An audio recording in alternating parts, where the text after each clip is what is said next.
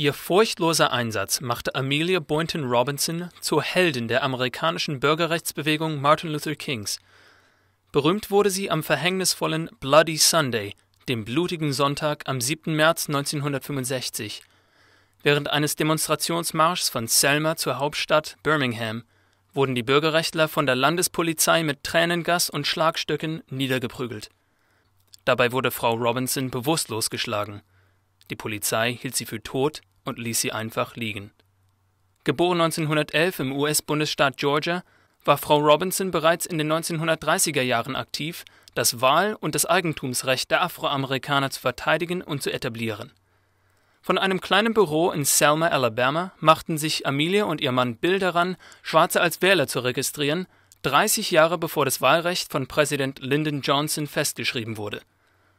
Zu dieser Zeit konnten viele schwarze Amerikaner weder lesen, noch wussten sie, wie sie sich als Wähler registrieren konnten.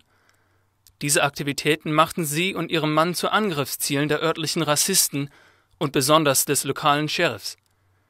Nach dem Tod ihres Mannes wurde ihr Büro in Selma zum Stützpunkt der Aktivitäten Martin Luther Kings, den sie persönlich nach Selma einlud. In den 80er Jahren lernte sie Lyndon LaRouche und seine Ehefrau Helga Zepp-LaRouche kennen. Als Vizepräsidentin des 1984 von Helga Zepp-LaRouche gegründeten Schiller-Instituts setzt sie ihren unermüdlichen Kampf für die Rechte aller Menschen weltweit bis heute fort. Hello, Helga. Hello, Germany. Hello, world. And I feel that you can't congratulate too early Helga Zepp-LaRouche, because she's running for Chancellor of Germany. And if we want somebody who has been through the Cold War, she has been through the good times and the bad times, and then she's a woman and she knows the comparison. She's a woman because she knows what to do. She's a woman because she is experienced. And she's a woman because she's running for people, not for notoriety, not for what she can get out of it. But her heart is that encompasses people. And that is why she is running. That is why she has spent, for the last 25 years at least, and even much more than that, the time thinking and wasting the midnight oil as to how can I bring these people back together? How can I have the best there is for Germany? Because Germany is a country that other countries will follow. But she wants to be a beacon light for Germany, for the surroundings, for all of those countries that realize that they have to have a criteria, and they will stand up and be counted. I am older, very much older than she, and she's my mother, my play daughter, and I'm her mother. And I was living and working during the time of the Depression. I have seen people who had nowhere to go. And when I say nowhere, I mean nowhere. Nobody took them in. They had no relatives, and many of them had no friends. Yet they fought in World War I, and they were destitute. We don't want that to happen again. And this is why she is running. She is trying her best to keep us from going through the same thing that we have gone through before. Of course, World War I was not only fought by the Germans, but it was the World War. And as I said, I was living in those days. I was teaching, and I was given $55 a month. Then later, the next year, I was asked to come to America's Institute. America's is the home of Jimmy Carter. And I was asked to come there and teach at America's Institute, not too far from Jimmy Carter's home. I got $75. But the first $75 I got, I put it in the Planters Bank, the big bank that they had. And the next 2 or 3 days, the bank went down. And when it went down, I lost my $75. This is the beginning of the Depression, or during the Depression.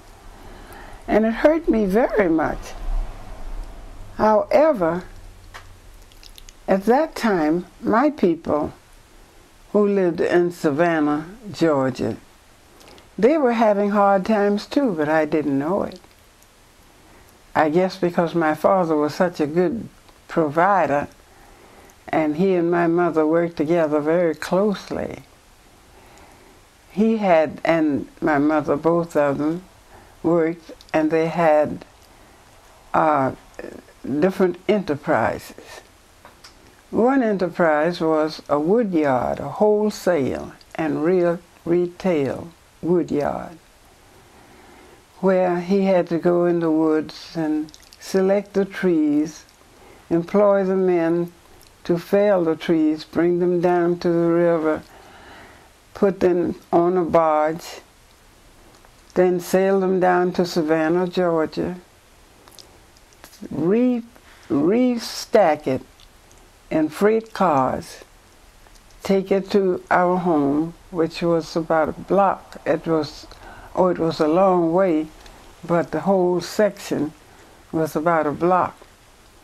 And men had to take them off of the freight cars and bring them home. Well, it was something going on, and I didn't know it, but it was the Depression. The money in the bank, and my parents' bank, this is the second one, it failed, and they lost. My parents couldn't pay those men who perhaps about 50 of them, and they got no pay. Now, that was a time that my parents felt that they couldn't afford to work people without seeing that they were paid.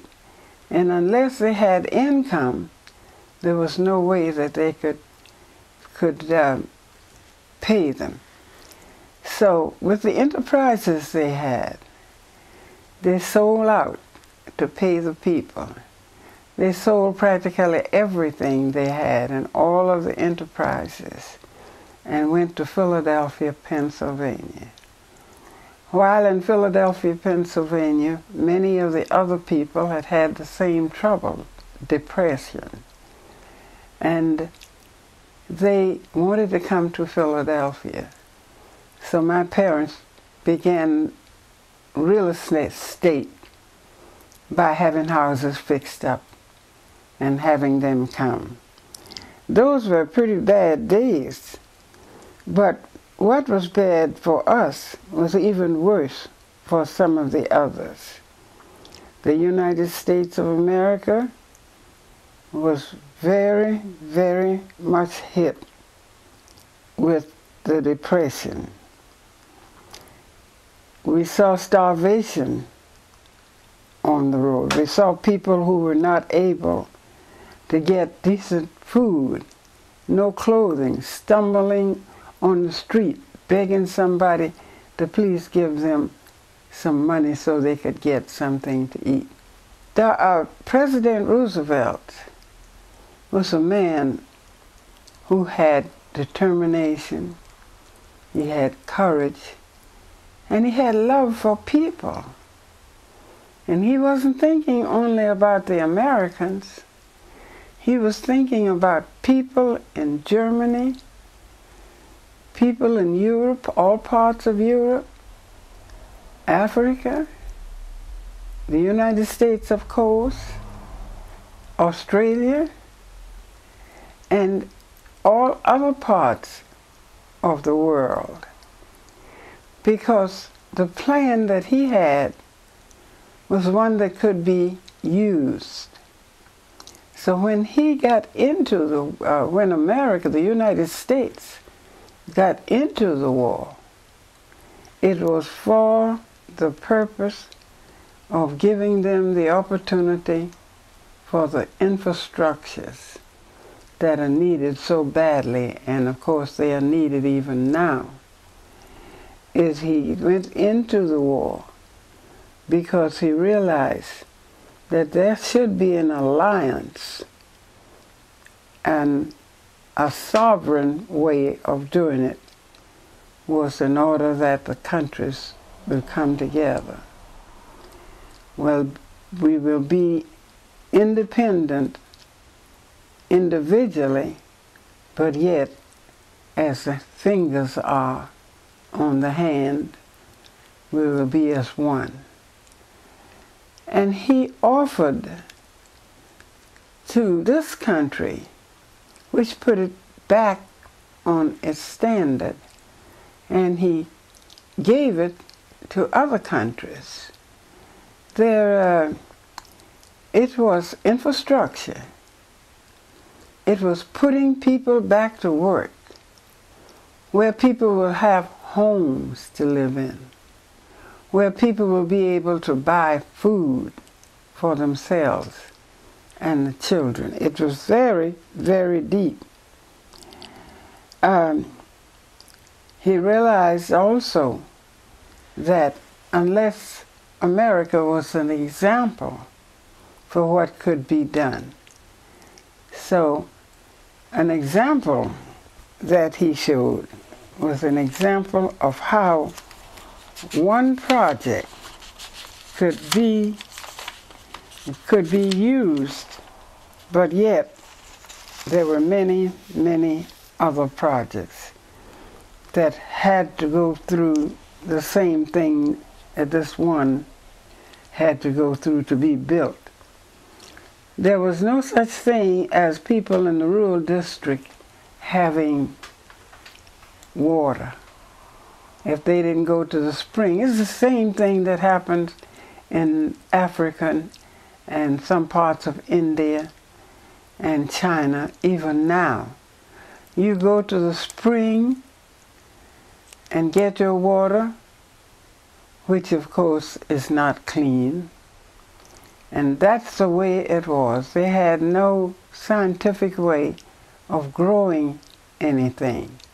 So whether it was in good or bad section of their country, and including ours too, we would have to, we didn't know how to process it. And consequently, we got a lot of germs within us. And health and sanitation were very important to President Roosevelt. And he gave an example of what can be done. The United States of America needed at least between 50 and 100 dams to dam the water up, that we would not have what happened in New Orleans, where the levees broke loose and the water just controlled the whole Louisiana, practically the whole Louisiana. But he also said that one dam, and we need hundreds of them, putting men to work in the following way would put thousands of people to work, because if you go out and start a dam, start making preparations for a dam, it encompasses many, many miles and perhaps hundreds of miles of land. Consequently, you need surveyors. You need the cleaning of these land. You need trees to be removed. You've got to have architects, for they will have to decide how we're going to do this and what the consequences will be. Had to have real estate dealers to put these people who have been misplaced or displaced in standard homes. Lumber and sawmills had to be made to take care of all of this lumber where the trees had to be felled. We have to have special trucks and tractors, machine operators, transportation for a number of things, including children. We had to have special transportation on the equipment, and they had to be trained. Housing for those who have been displaced. Specialists in each one of these fields. Special training for special jobs. One dam had to use at least 10,000 people of every walk of life. The educated, the uneducated, the trained, and the untrained. The one dam could put at least 10,000 people before it's all over to work. And hundreds of dams are needed in this one little country, the United States of America. And this is what we need today. We need infrastructure today. And Helga would be the only person I know who can turn Germany upside down, put the infrastructures in Germany, put people back to work, be able to get them to have jobs, develop that country, and then have alliance with sovereignty. Because if you look at Germany, the alliance, the sovereignty of that country is far different from what it used to be. In Germany, you don't have your own money. You have euros, and you have several countries that use the euros. And that means that you are controlled by what the company or the group of people who are deciding what the euros are worth, how the euros are used, and this is in Germany and other countries too who are in alliance with Germany. This, I'm quite sure, keeps Germany from being independent.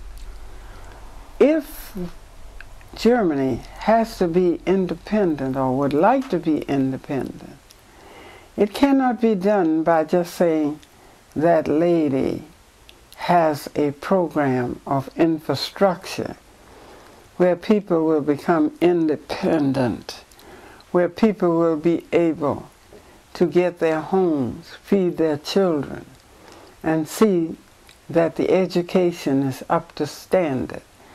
It cannot be done unless you will vote and elect Helga Zepp-LaRouche. We have to realize that we have to be positive, because if you find anybody who is no nonsense, if you find anybody who is sincere and honest, if you find anybody who loves people and who have sacrificed for people, if you find anybody who will just shrug their shoulders when they see these young people who are lost. If you find anybody who don't care about the younger ones because they're not mine, then Helga Zepp-LaRouche would not be that type of person, because she loves people. And she is just as much saddened when one young person go wrong as she would be if it were her daughter or her son. If you who are in Germany realize that if you let go and let God tell us what to do and be able to cooperate with that still small voice that is in us, we say conscience, then I believe you will see a new day.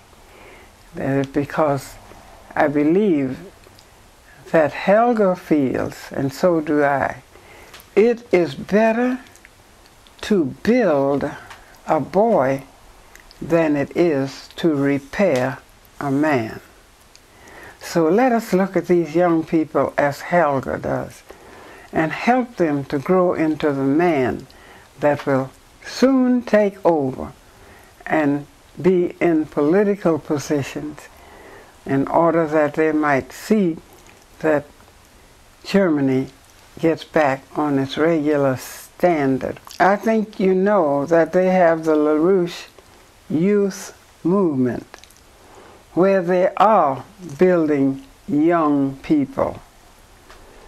It is, I think about what my mother used to say, and that is, the hand that rocks the cradle rules the world. They need help, and the older ones are to help the younger ones in order that they will stand up and be prepared to make that country, which is the country that you are in, and it's the Germans. We all have a certain thing to do in life, and we would love to see you vote and put Mrs. Helga Zepp-LaRouche in office as your chancellor. I am Amelia Platts Boynton Robinson, and I truly endorse Helga Zepp-LaRouche as a chancellor of Germany.